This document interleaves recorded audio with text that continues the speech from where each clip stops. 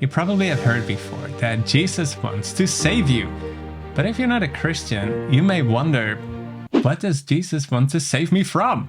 You live your life, you don't experience any threat, you don't notice any danger around you. Save me from what? I know how you feel, as I personally did not understand this whole thing until literally just a few years ago, and ironically enough, I've been a Christian my whole life. The truth is, even most Christians don't really understand this either. You might have heard Christians warning you to believe in Jesus because else you will burn in hell. Let me tell you, Jesus did not come to just save you from hell. It goes much deeper than that. So I will share with you what I have learned, and I think you'll find that it will make a lot of sense of the different feelings and thoughts and questions that you may have both about yourself as well as the world around you.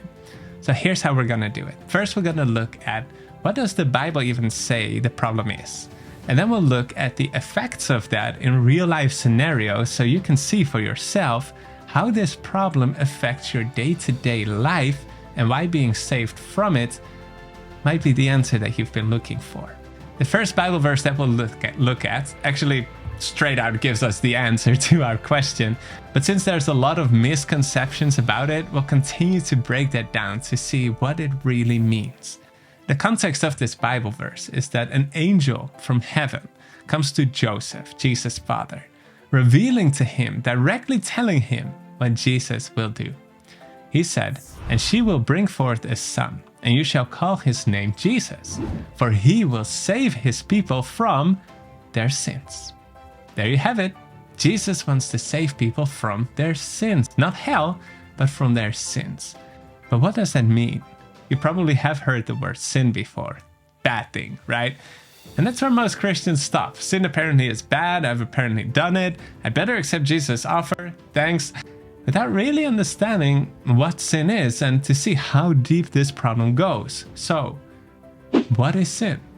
Let's start by seeing how the Bible itself explains the word sin. It says, "Whoever commits sin also commits lawlessness," here it comes, "and sin is lawlessness." So sin is the word that is used to describe lawlessness, living without law. More specifically, this is talking about God's law.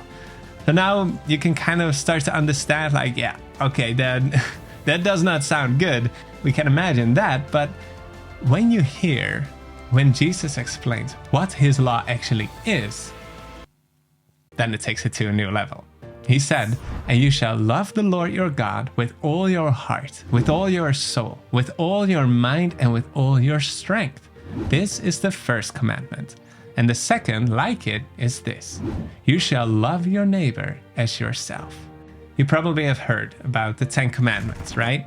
Now Jesus, he just summarized those 10 Commandments into these 2 principles. He says, love God and love your neighbor.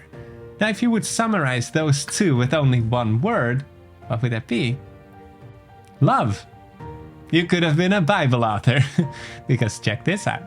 Therefore, love is the fulfillment of the law. God's law is about love. When you love, you keep the law.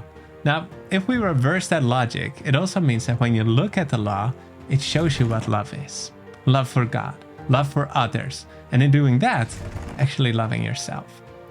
The law of God, it shows us what love looks like in action for us as human beings. So if we decide to live without that law,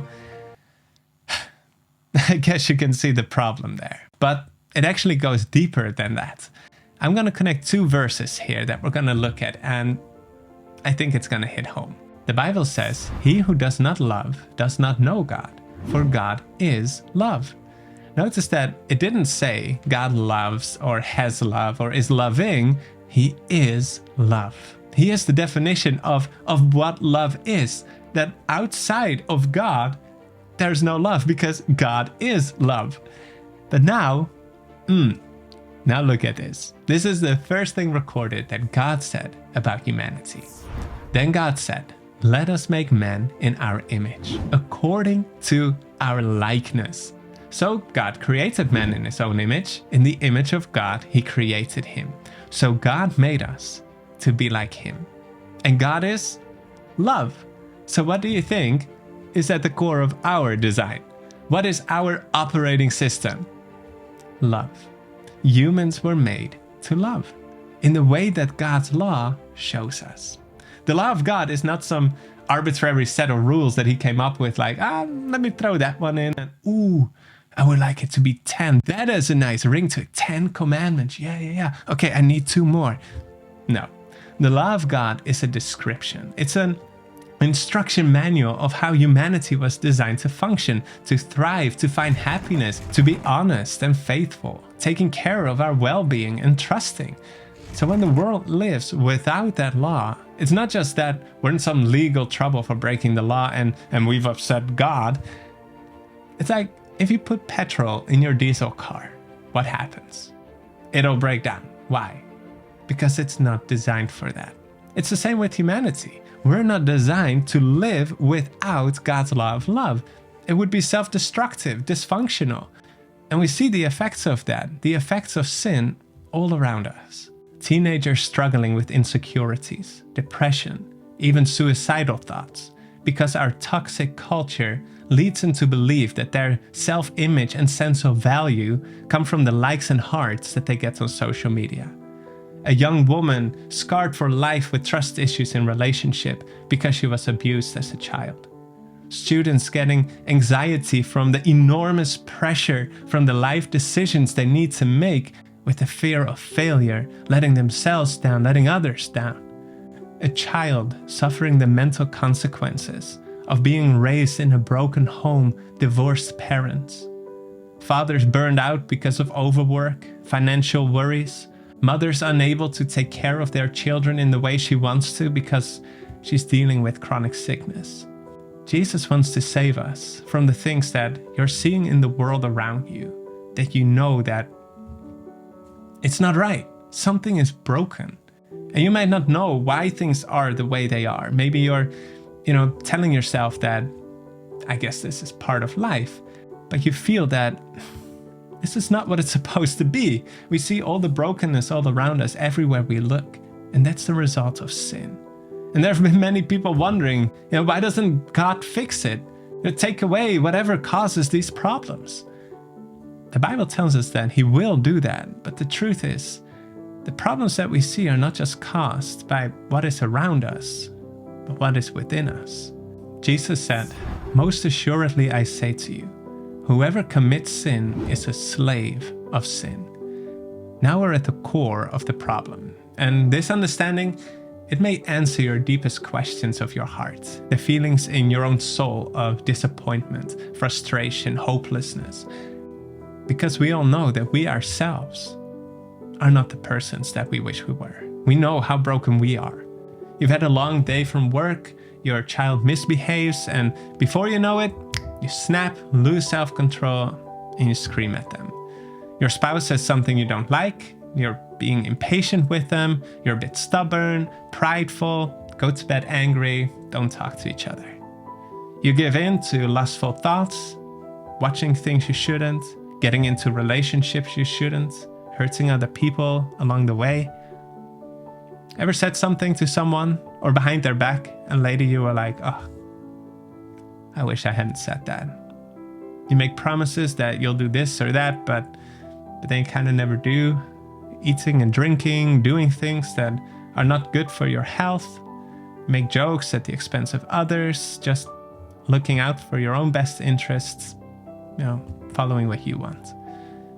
We know that we are part of the problem. But to reflect on those kind of things, it's kind of depressing and makes us feel useless and hopeless because we don't see a solution. So we just try to avoid our brokenness and say we're just human.